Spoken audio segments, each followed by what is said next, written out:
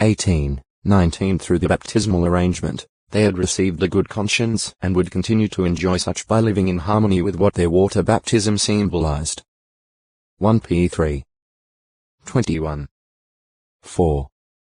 6 As living stones, they were being a letter encouraging Christians to be vigilant and to endure faithfully despite trials written in Babylon by the Apostle Peter using Silvanus as a secretary. About 62-64 CE Christians should act in a manner worthy of their wonderful hope. The ones chosen have been given a living hope, an incorruptible inheritance in heaven.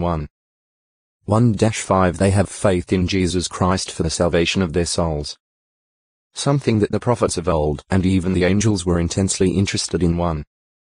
8-12 Hence, they should brace up their minds for activity.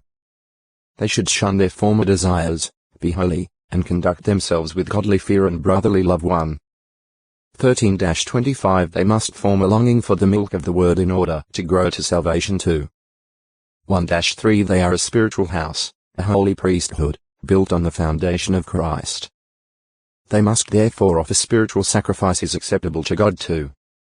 4-8 As a people for special possession, they declare abroad the excellencies of their God and conduct themselves in a manner that honors Him. 9-12 Relationships with fellow humans should be based on godly principles. Be submissive to human rulers. Love their brothers. Fear God. 13-17 House servants must be in subjection to their masters even when these are unreasonable. Jesus set a good example of patient endurance of evil. 18-25 Wives should be subject to their husbands. If the husband is an unbeliever, the wife's fine conduct might win him over. 1-6 Husbands are to assign honor to their wives as to a weaker vessel.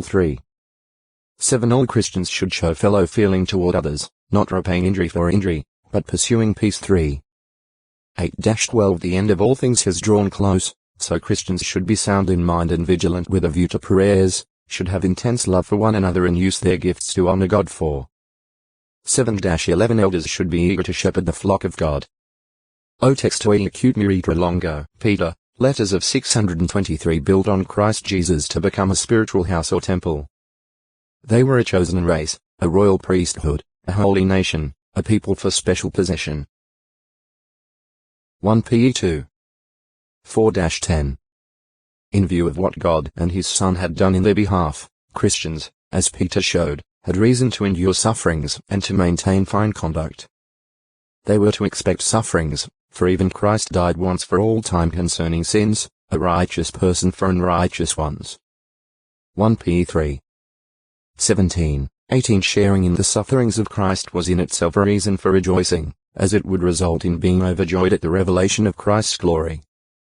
To be reproached for the name of Christ constituted an evidence that a person had God's Spirit. 1 Peter 4. 12-14 The trials themselves resulted in faith of tested quality, which was needed for salvation. 1 Peter 1. 6-9 Moreover, by faithfully enduring, they would continue to experience God's care. He would make them firm and strong. 1 Peter 5. 6-10 However, as Peter emphasized, Christians were never to suffer because of being lawbreakers. 1 Peter 4. 15-19 Theirs was to be exemplary conduct, which would serve to silence ignorant talk against them. 1 Peter 2. 12, 15, 16 This involved every aspect of a Christian's life. His relationship to governmental authority, to masters, to family members, and to Christian brothers. 1 Peter 2. 13. 3.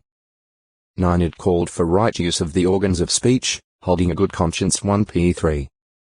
10-22, and remaining free from the defiling practices of the nations. 1 Peter 4. 1-3 Inside the congregation, older men serving as shepherds were not to lord it over the sheep, but were to do their work willingly and eagerly. The younger men were to be in subjection to the older men. 1 Peter 5. 1-5 All Christians were to be hospitable, seek to build one another up, have intense love for one another, and gird themselves with lowliness of mind. 1 Peter 4. 7-11. 5.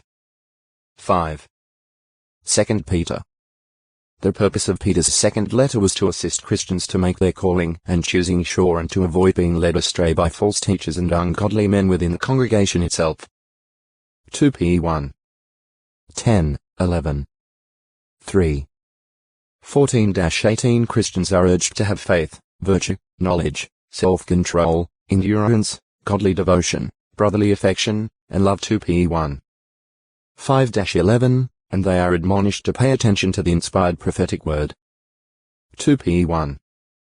16-21 Examples of past executions of Jehovah's judgments against ungodly persons are cited to show that those abandoning the path of righteousness will not escape God's wrath. 2 P 2. 1-22 Despite what ridiculers might say in the last days, the coming of Jehovah's day, a day for the execution of ungodly men, is just as certain as what befell the world of Noah's day. Also, God's promise of new heavens and a new earth is sure and should inspire diligent efforts to be found unblemished from God's standpoint. 2 P 3. 1-18.